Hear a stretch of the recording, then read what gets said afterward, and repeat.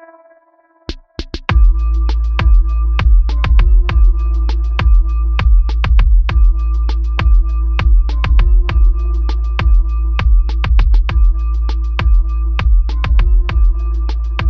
is up, friends, and welcome back to From the Mind of Dick.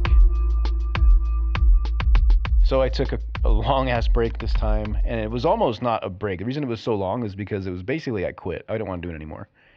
And that might happen from time to time. Just so you know, that's how I am sometimes. I just say, I just don't want to do this anymore, and I stop. But, uh, you know, the reason I decided to come back, to tell you the truth, is because feedback from you guys. Like, I had a few friends telling me, like, why aren't you doing it anymore? I really loved it. And I was like, okay. It didn't show in like the listeners for a while. Like in the beginning, it was great, and then it started falling off, and so I started feeling like nobody cared.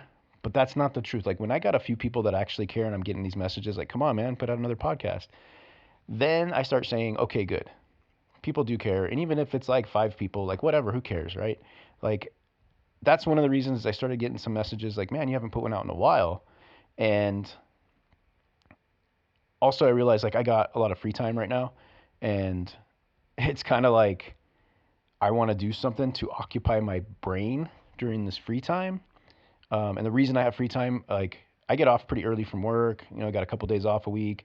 I recently stepped down from a position that was kind of taking up my life, and I was still able to do the podcast during that time, but it was just kind of consuming my life. I was making really good money, but it was kind of like consuming my soul, if you want to put it that way. Like it was, I might go back into it eventually, but it was not the right time. I had to kind of give it up.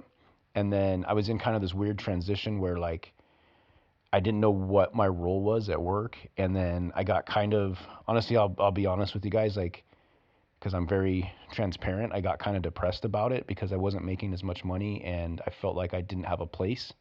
Um, a lot of things have changed since then. Like I got a new role at work where I do feel like I have a place and I feel like I'm doing a great job and I feel better about myself and I'm making better money. So it was just a transition period and I kind of decided, hey, this isn't what I'm going to be doing. The podcast is what I'm talking about. Like I didn't want to do this anymore. Then I decided, so with getting that feedback and then having this free time because my girlfriend also finished nursing school, which was kind of why we were in this weird transition. She finished nursing school and then started working. And now, if you're a spouse of a nurse, you know that they are always working, and you get a lot of free time where you don't see them. So I basically don't want to just sit around and do nothing because when I do that, I feel shitty about myself. Like there's times where I'll get up in the morning, do nothing at all but doom scroll and watch TV. And that's fucking lame. So I don't want to do that. I don't want to spend my days doing that. So having something to do like the podcast is really where it will help my brain. It'll help me feel better. So if I get one person that listens to it, it's not because of that. It's because I need something to occupy my brain. And this is a good outlet, right? I love doing this. So that's why I'm back. What I'm going to do, and I'm going to try really hard to stay consistent with this, is I want to do one by myself, and then the next week I'm going to do one with Danny B. If you haven't listened to the one we did last week, and that's my boy Danny B at the Conference Call podcast.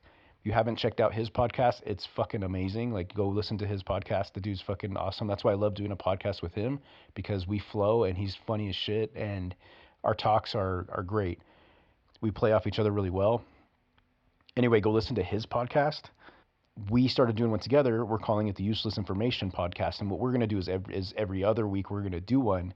And then on the off week, we're going to do one by ourselves on our podcast. And we're going to put it on both of our platforms when we do it together. Eventually, it might turn into something different where we have our own separate entity, right? But right now, I feel the best way to do it is just to put it on our own, since we already have a bunch of people that are subscribed and listening, to put it on those platforms, right?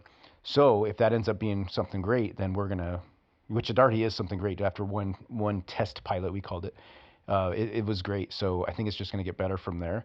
But if you haven't checked that out, we did that one last week. So I want to consistently put mine out on a Friday. I don't know when we're gonna put that one out. It'll probably be sometime during the week. but we want to put it out on the day we do it because we're doing a this day in history. So it wouldn't make sense if we did it on a Wednesday. Like last week was Friday the 13th, and then we put it out on like Sunday. It doesn't make any sense.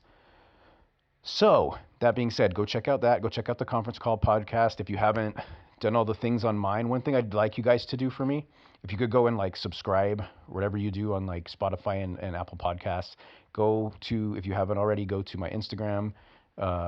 It's Mind of Dick podcast. Go there, do all that stuff.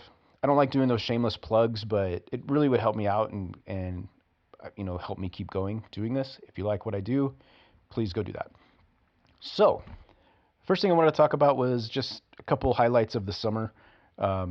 This summer, we really didn't do a lot. I did have Zoe from like June until August, and then I had Kayla from like July until August. So we didn't really have a lot that we did. Like I said, we were in this like transition period.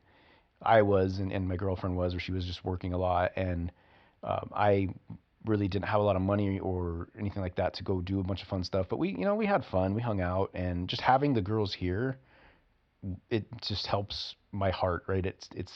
It feeds my soul, if you want to get like that. But it's just having them here. Like when I leave for work in the morning, like I get up early to go to work, about 3 a.m, and they're up that late. Like they're both up, and to have them say, bye, Dad, love you, have a good day at work, and and then to come home and then have them here. It's just love it. I love that. And that was the best part of summer, just having them here. Even though we weren't able to do a lot, we still had a great summer, and it was fun. And every time I got to take them back, I get really sad. I'm sad for weeks after just missing them, looking at things around the house that remind me of the summer, and I hate it. And I've always hated that. But when we took them home, we decided that, I saw that my girlfriend had like 4 days off in a row towards, around my birthday. And so I was like, okay, well, let's go do something, right? Let's go do some fun stuff for the end of summer when we have the girls. So we went on this road trip. We stopped off in St. George, and then from there, we stayed at an Airbnb in St. George and just had some fun. And then from there, we went drove into LA and met up with my oldest daughter, Junie, and June and her boyfriend George. We had lunch with them, hung out with them for a little while, and it was a lot of fun to see my oldest daughter. I miss her a lot, but it was good to hang out with her. And she gave me my birthday present, which she's been working on for a really long time. It was a portrait of Vin Scully that she painted, and I can't believe the talent that this girl has. Like, it is so amazing. It's like one of the best gifts I've ever gotten. And so she gave me that, and I hung it in my living room. Like, it's amazing. She's so talented. So we hung out with her for a little bit, and then dropped the girls off. And then me and my girlfriend went to Vegas. We just stayed in Vegas. Like, we don't gamble or drink or party or anything like that, right? We don't go to strip clubs or get hookers. So what is there for us to do in Vegas, right? So it was just a stopping point, is my point. And the place we went was out in Escalante, Utah, middle of fucking nowhere, but has this place called Offland that's just amazing. It's like they have these basically cabins out there, and they have a few options. Like there's these Airstreams. Like, if you guys remember my old silver Twinkie that I used to have, the white trash silver Twinkie that was in my dad's backyard that we used to hang out in. Like, there was a bunch of those you could get. Or they had these cabins that didn't have a bathroom or shower or anything like that. It was just a small cabin. Or they had the deluxe cabins that had a bathroom and an outdoor shower, which was kind of weird, but it was just the top was open. Like, there was a lot of good privacy, trees around it. Like, it was cool. Like, but it was a different experience showering. And with me, like, I want to have my own shitter, right? Like, I don't want to go use a community shitter. I don't like shitting in public, and I'm weird like that, I guess. I just got to have my own shitter. So I wanted to do the deluxe thing. I said, if you don't want to do that, then it's fine. But like, we splurged. We got the deluxe cabin. It was amazing. And at this place, they have, they got a lot of cool stuff. They had a little food truck and just a lot of cool stuff to do there. They had a pool. We went swimming. But that was super fun. And the thing I wanted to talk about though was there was this drive-in theater, like an old school drive-in theater, and it had like actual vintage, like old vintage cars that were set up that you sit in and watch the movie. It was so amazing. It was so cool. And like sitting there as the sun was going down and we took a bunch of pictures with these vintage cars, and it was just such a cool like setting, right? And the thing that was amazing about it was there was this truck, right? And it was like a 65-ish truck, I want to say, but it looked just like my dad's old Chevy, the old Chevy 65 Chevy. It was a C10, right? That my dad had. That, we still have. It's still in the family. It's in Arizona. I guess it's being driven around and stuff, which is awesome. It's the one I have tattooed on my left forearm as a memorial for my dad. So the truck looked exactly like it. It was a Ford. My dad hated Fords. My dad was a Chevy guy. But that being said, it looked so much like the old Chevy pickup. When I sat in it, I was getting tears in my eyes because the steering wheel, the bench seat, the rear view, like the side rear view mirrors, the way the windows rolled down, all of it was, it felt just like my dad's old truck. It was just amazing, and it brought back so much nostalgia, right? And I was like, this is so fucking cool. I love this fucking truck. And I told my girlfriend, I was like, when we come back to watch the movie, because we just went and checked it out. So we come back and watch the movie, we're sitting in this fucking truck. So we're getting here early. We're gonna sit in this fucking truck. And we did, and we watched Smokey and the Bandit, which if you haven't seen that movie, it had been so many years since I'd seen that movie with Burt Reynolds and Sally Field. Smokey and the Bandit was such a good movie. It was so fun to watch, and it's like an old movie from like the 70s, I want to say, and it was just so fun to watch that movie, and it was just such a great memory that we made. Me and my girlfriend go on a lot of adventures, great memories we make together, and it was just so much fun. We also, when we were there, we went on this hike, and I gotta say, one thing about me is I'm not a hiker. I'm not really an outdoors guy. I want to be like I really want to get more outdoorsy and go on more hikes like that because I live in Utah and it's like come on. And then the location that we were at, I was like I want to go do something outdoors. I want to go do something, right? I'm trying to do the different things that I'm used to, right? Like yeah, I grew up in the desert and stuff like that, but I feel like a city boy and I don't like that. I live in Utah. This is an outdoor, like you do things outdoors here. So I want to do more of that. So I wanted to go on a hike. And I believe, if I remember right, this was on like my actual birthday. We did this, and so it's like that's what I want to do for my birthday. I want to go on a hike.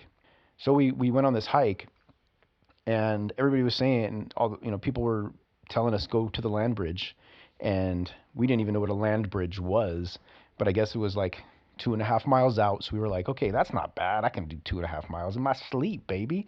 Not a big deal. Like that's you don't really realize how far 2.5 miles is. And the problem was there was like soft sand that we were trying to walk through. And the sand was almost like beach sand. It was like impossible to walk through. And it sucked. And then we could walk in the river, which was much more comfortable. Like we could walk in the river because it was only about ankle deep. The problem was I was wearing Vans. And Vans don't do too well. I mean, it wasn't like checkerboard Vans or outdoor Vans. It was just regular Vans because they were my favorite pair of Vans, and that's what I wear everywhere. And I thought they'd be comfortable to hike in, not realizing the sand was going to be the way it was, not realizing it was going to be a river hike, which some guy walked by and says, "Well, the river is the trail." And I'm like, I wish I would have known all this because I did bring my checkerboard Vans, and I could have just worn those with no socks and been fine, but I wasn't aware. So we walk out and we're going and going, and we're like, are we going to hit this land bridge? Like, we don't even know what we're looking for. And is this even going to be worth it when we get there? And we're just going and going and going, and we're just dying, right? And I keep thinking in my head, like, oh, fuck, man, we got to walk back. Like, oh, shit. I'm like, I don't want to do this anymore. And my girlfriend was really like hot, and I was like, "Do you want to just turn back now?" Or she's like, "No, let's keep going." Like she was a total trooper, even though I could tell she was miserable, and just as miserable as I was. And we got out to where I was like, I don't know. And then I look up and I'm like, there it is. I see it. And if you want to see it, there's pictures of it on my Instagram and my Facebook, I believe. Like there's on my socials, there's pictures. It's beautiful. It was so fucking worth it. Like we got there and it was amazing. It's like red rocks and like this, just basically like what it sounds like is just it looks like a bridge between like two mountains, right? And it's so beautiful. And the area that we found was like this little beach area and right next to the river, covered with trees. It was just beautiful. And we kind of stayed there for a little while, taking pictures and like just looking at this the beauty that, nature created, right? And it was so worth it, honestly. And then we started thinking, okay, well, we're almost out of water and we got a 2.5 mile hike back. And let me just make a long story longer. Like, we almost died. We went, like, we were hiking through the sand, and then we were like, okay, let's try to find a different path and maybe this will be easier. And then we like go the wrong way, and then we tried hiking most of it in the river. And like I said, I'm wearing Vans, and then doing in the river, and then getting my shoes completely soaked, and then getting on sand, and hiking through the sand. And what happens? I had mud caked all over my Vans, and we basically ran out of water. We had like ice in our bottles, and finally, after forever, it seemed like, in like 100-degree weather, we finally make it back to like the trailhead. And it was like, are you fucking kidding me? I thought that was going to be the end of our day. We weren't going to do anything else the rest of the day. We were just going to nap because we were so dead. But we ended up, going back and taking a quick nap and shower, and everything ended up working out. We ended up doing some more stuff. But that place out there, um, it it's called Offland, and it's in Escalante, Utah.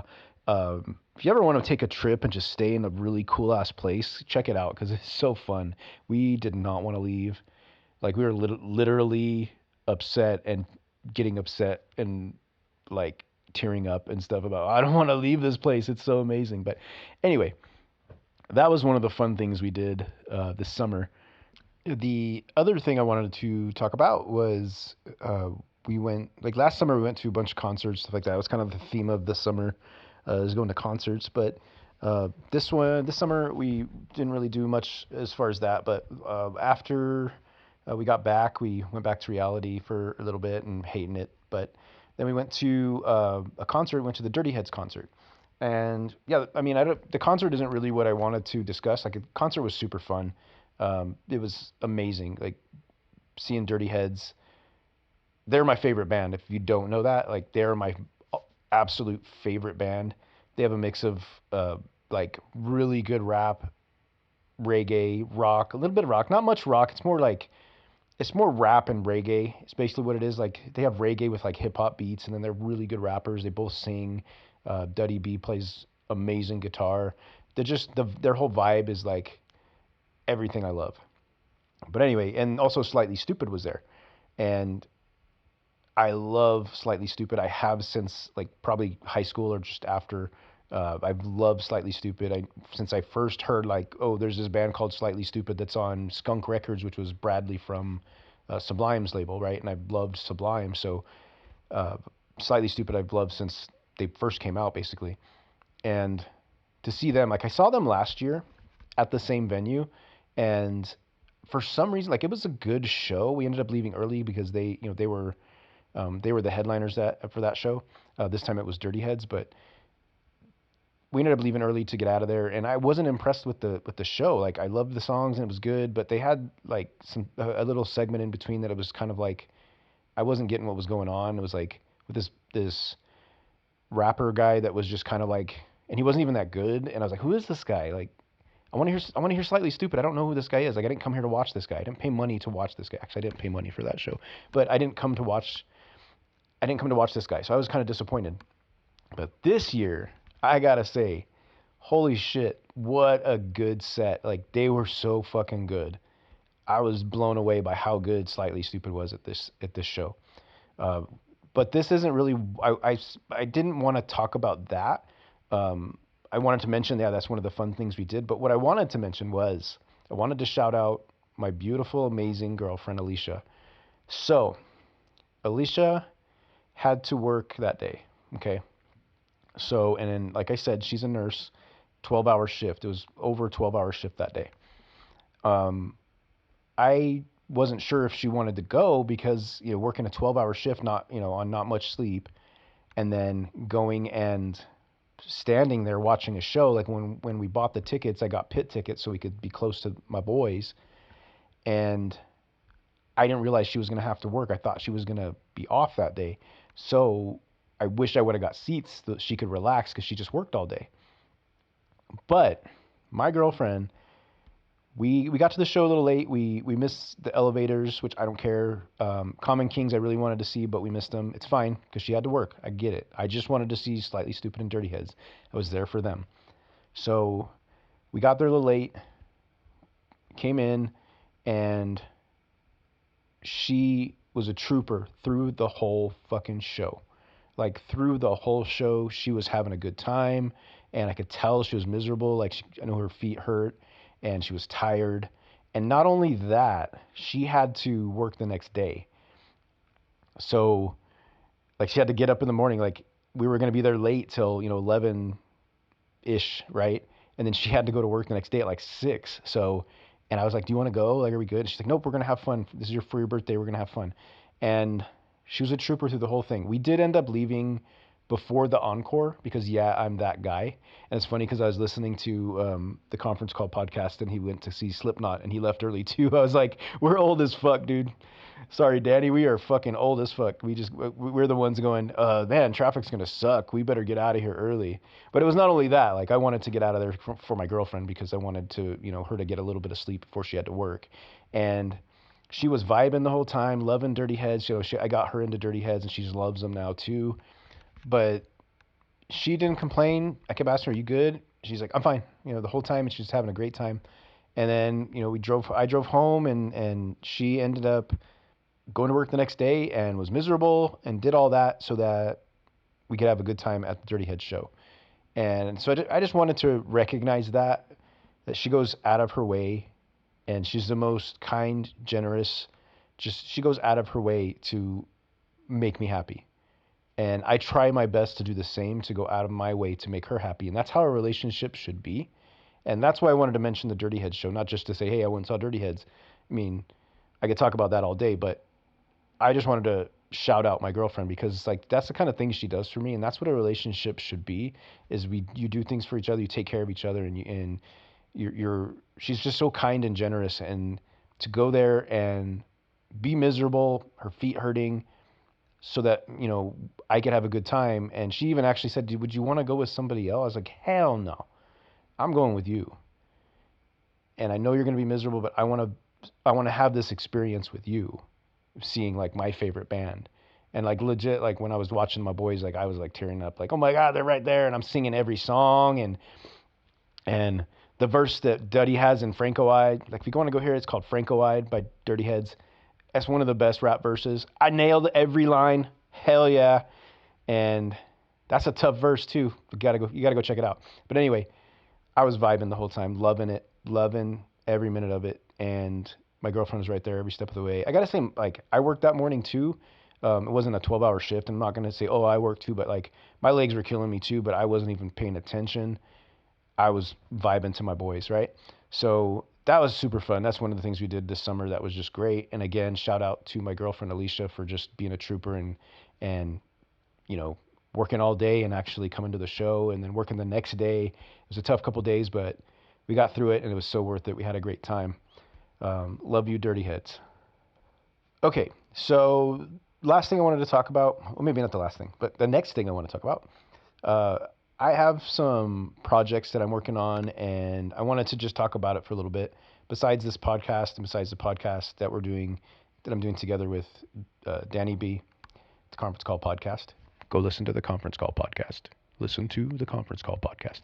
So besides that stuff, I'm working on some music, and if you guys know, I love music and I love making music, and it's something that I wanted to do for years, and I've been messing with for years, and never. It's like with anything, like I work on things and I never get like great. I'm good at a lot of things, but I'm not great at anything. I'm not an expert of anything. And like music recording is something that I've been working on for years and I suck at it.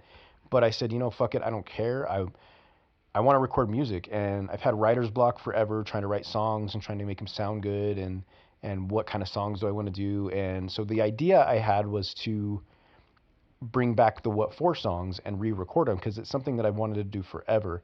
And if you're a new friend and it's someone who I've known recently, I haven't known for 30 plus years, and I didn't know back in the day in Lake LA. Like I was in a band years and years and years ago, and like I want to say we started it in like '95.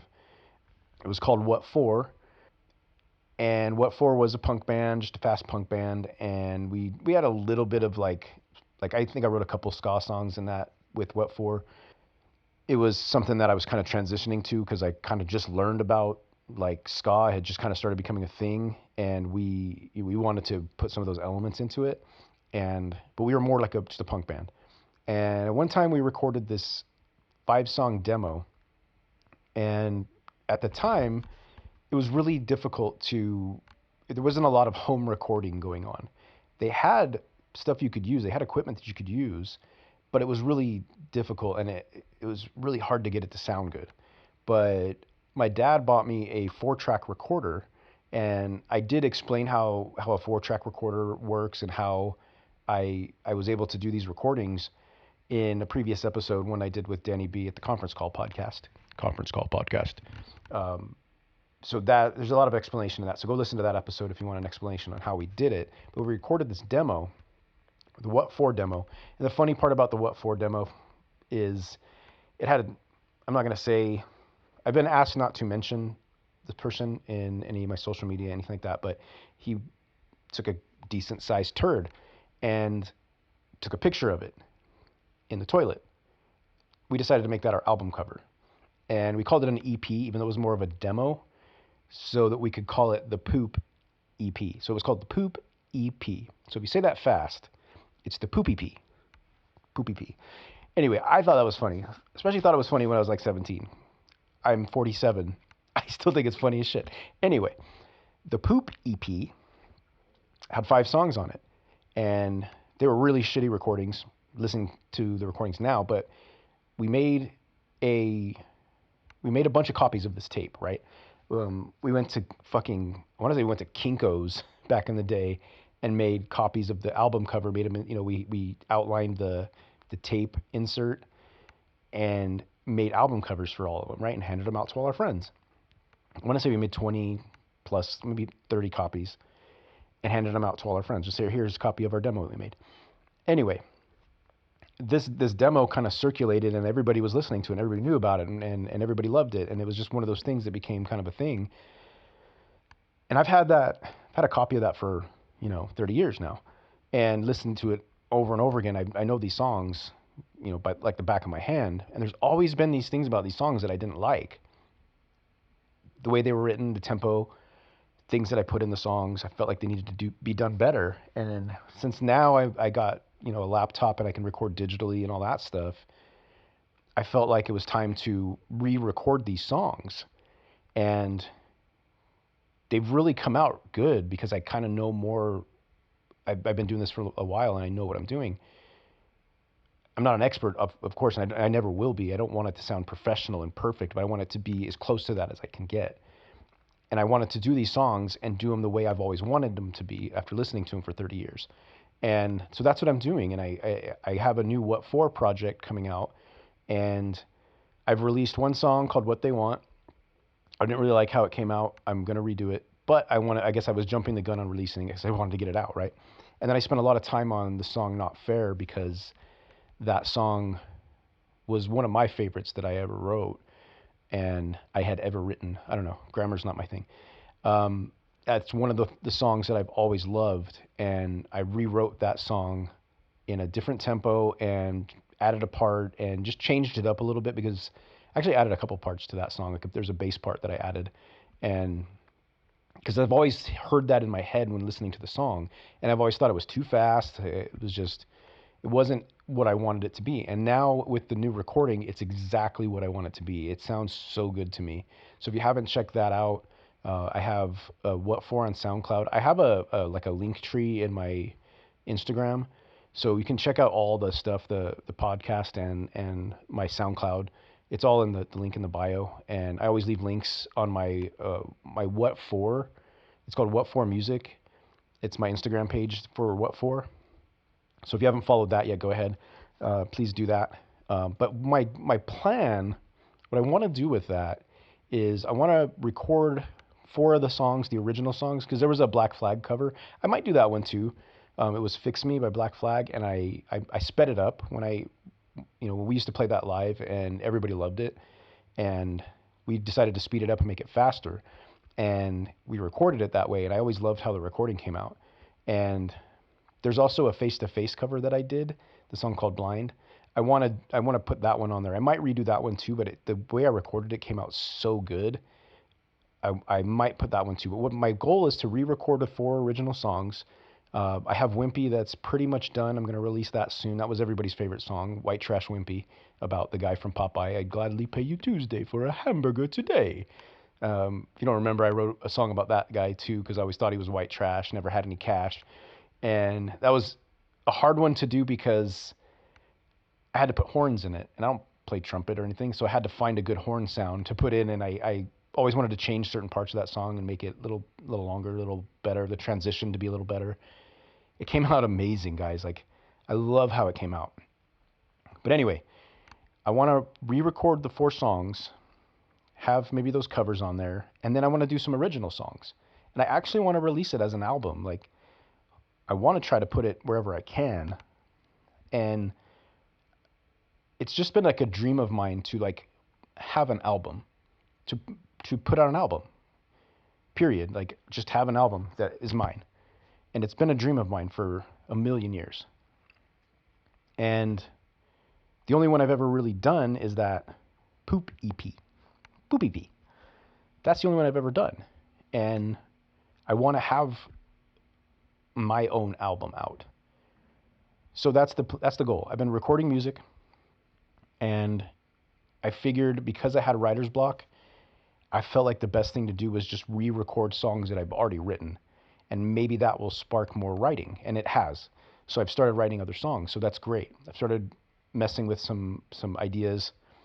So that's the What For project, and what I'm going to do is just keep recording songs. If I can put out an album, it's one thing off my bucket list is to have an album that I put out. And then I'll just start releasing songs when I record them under the What For name after I get that album put out. So those will be like punk rock songs, ska songs. That's what I want to do is like ska punk with the What For project. The other thing I want to do, and this is going to be something different, because right now all I really listen to is like reggae. Like I said, I would love Dirty Heads, bands like Stick Figure, or those kind of bands, right? I love that kind of music. I want to do reggae. I want to do a reggae project, maybe more of like a slightly stupid type reggae, like where it's not just straight up like island music, but more like a hip hop reggae kind of thing, but like Sublime, I guess, like something like that. I want to do something like that. And as I've been doing it, I've realized like how hard it is to do. I mean, the bass line's got to be on point, right? That's the focal point of the song is the bass lines. And I'm not a very good bass player. I've come up with a few good bass lines, right? That's the hardest part is coming up with the bass lines. The other thing is like I'm not a very good guitar player. And I realized that trying to play reggae. I kind of suck. And you gotta be kind of decent when you're recording reggae. It's got to sound clean. I realized I kind of suck, and I'm still learning how to play reggae guitar. I've played ska in the past, but I've kind of half-assed it, and it still sounds good. But playing reggae's got to be nice and clean, and got to sound right. You got to have the right tone, and you got to have the right effects on it to make it sound good. And that's where I'm having the problem. But because it's difficult, I'm not giving up on it. So I'm gonna put out a reggae project, and I cannot wait for that. So I'm working on that as we speak. Like I said, I have some free time, and I'm trying to work on just different things. And so I'm gonna have a reggae project coming out. So I hope you guys will take a listen. Like I said, go follow the What For Instagram and go check out the music. It's stuff that I'm really passionate about, and I love it when I get feedback on it. So if you guys want to hit me up and let me know what you think, I love it. So that's the other thing I'm working on. That's the other projects. I wanted to end this real quick by shouting out something that happened in baseball. So I'll just make it real quick. I know a lot of people don't like baseball, but as everybody knows, I am a huge Dodger fan. So I wanted to end this by talking about something that happened yesterday. I'm releasing this on September 20th. And yesterday, the 19th, Shohei Ohtani did something incredible. And now Shohei, this is his first year as a Dodger. Anyone who comes to the Dodgers, if you played on other teams, I don't care if you played on rival teams, you come to the Dodgers, you're my boy. Okay? You're a Dodger, you are my boy. Even when Manny Muchacho came over and I hated that guy. I still hate him. Even when he came over, I was like, he's a loser. He's a Dodger. I'm going to root for him. You know? So, Shohei's a Dodger. He's my boy. Freddie Freeman came over from the Braves. Didn't really like him over there, but he's a Dodger. Mookie came over. He's a Dodger. He's been a Dodger for a few years. And you play on my team, you wear that Dodger blue, you're my boy. You're my boy, Blue. Anyway, Shohei Ohtani has the first ever 50-50 season ever in 200 years of baseball. Over 200 years of baseball, nobody's ever had 50 home runs and 50 stolen bases. That's significant. You may think, okay, well, what's so significant about that, right? Nobody who's had 50 home runs has had more than like 20-something stolen bases. Like 21, I think, is the closest. Don't quote me on the numbers, okay? Because I don't have them in front of me. But that's how significant it is. And anyone who's had, I'm not going to mention names. I'm just going to say stats, okay? The closest anybody's kind of come is someone had 73 stolen bases and 41 home runs. And that's an amazing season, but it's not close to what Shohei's done, right? And he's got like 10 games left. But the first ever in the history of baseball to get 50-50. This guy is the best to ever do it. Not only is he this kind of a hitter, the best hitter to ever do it, yes, better than Babe Ruth, better than Hank Aaron, better than all those guys, okay? Because they were in a different era, and these guys were hitting dingers and stuff like that. They were good players, better than, Mickey Mantle, you want to call all these guys, right? They weren't facing 100-mile-an-hour fastballs. They weren't facing cutters. They weren't facing split-finger fastballs. They weren't facing the caliber of pitching we have today. Sometimes I think, how does anybody hit? Because the pitching is so amazing. They weren't facing these kind of, they were facing guys that were throwing 90, right? Shohei's doing it in an era where the pitchers are amazing. And this guy's doing this kind of stuff. Best to ever do it, and I will stand behind that no matter what. I will argue with you on everything. Best to ever hit. Best hitter ever in the game. Okay? But the first to ever do that, it's amazing. Not only that, but the guy pitches too. He's just not doing it this year because he just had surgery. So he might still come and pitch some more. But the guy, when he was a pitcher, he was throwing 100 miles an hour, and he was a beast. I mean, come on. He's won MVPs. Like, the guy's just amazing. But I wanted to say that, not only that, he broke, with the 50th home run, he broke Shawn Green's record for most home runs in a single season as a Dodger. That's the Dodger record. He broke Shawn Green's record, which Shawn Green was one of my favorite players back in the day. Dude was so good. I loved Shawn Green. When he was a Dodger, he was my favorite player. And one of my favorite all-time players. So he broke Shawn Green's single season record. And Shawn Green's was 49. Not only that, yesterday's game where he broke these records, he went 6 for 6 with 3 home runs. Okay. Now, one of them, he hit to the upper deck off a position player because the game was so out of whack, they put in a position player to throw, and he hit one almost out of the stadium. But that game, he had 17 total bases. And total bases means basically how many bases did you touch? If you hit a home run, it's 4 bases, right? He had 17 total bases. The record for total bases in a game is 19, held by Shawn Green. Crazy, right? In that game, Shawn Green hit 5 home runs in that game, and that was such an amazing game. I watched it actually live on TV, and it was just an amazing game. It was a long time ago, and Shawn Green has the record, and Shohei was 2 bases away from it. Now he had 6 at bats, but it was something that was just you never see a game like that. And not only was it like he broke a bunch of records that day. I mean, it was just crazy. So shout out to Shohei Ohtani on the Los Angeles Dodgers. What a player. The call Joe Davis made, like, how did we get Joe Davis? I mean, one of a kind player or go check it out. But anyway, that's it for me. I hope you liked my comeback episode. If you like more, go ahead and do all those things I told you to do. Subscribe, like, blah, blah, blah, blah, blah, blah. But guys, I love you.